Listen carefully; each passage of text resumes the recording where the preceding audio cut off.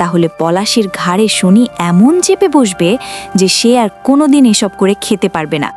আজ রাতে এই কাজ সম্পূর্ণ করতে হবে, আর কাল সকালে আলমারি খুললে দেখতে পাবি তোর সব গয়না ফেরত চলে এসেছে। সত্যি সত্যি এটা হবে? কিন্তু এত গয়না তো আমাদের কাছে নেই। তোদের দোকান আর এই বাড়ির কাগজ বন্ধক দিয়ে যা হোক করে গয়না জোগাড় করে নিয়ে আয়, এক্ষুনি যা।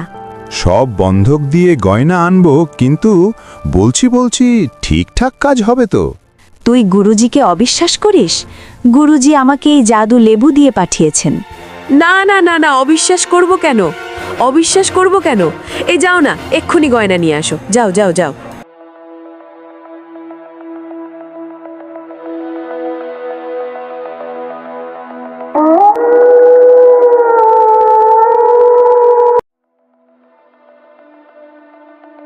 এই এবার লেবুগুলো এখানে রেখে দিই, তাহলেই কাল সকাল থেকে পলাশের ব্যবসা একেবারে লাতে উঠবে।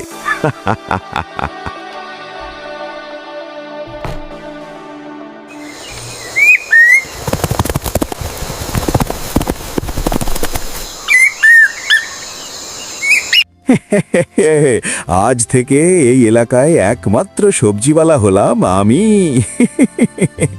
এতক্ষণে নিশ্চয়ই বউ আলমারিতে গয়নাগুলো ফেরত পেয়ে গেছে।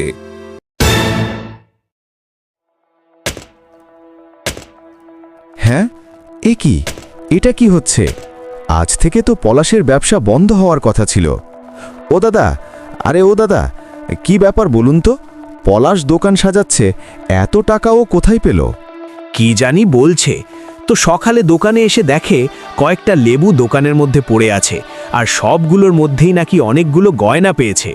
যাকগে, ভালোই হলো, ভালো লোকের সাথে তো ভগবান ভালোই করেন। লেবু গয়না, কিন্তু গয়না তো ফেরত পাওয়ার কথা। এই হ্যাঁ গো, শুনছো? গয়না তো এখনো ফেরত আসেনি।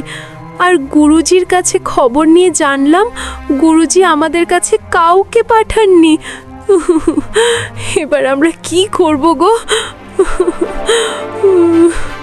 হ্যাঁ, এসব কি বলছো? হ্যাঁ, কান কান আরও গান, বিকাশ যেমন কর্ম তেমন ফল। আমি জানতাম তোর বউয়ের একজন গুরু আছে।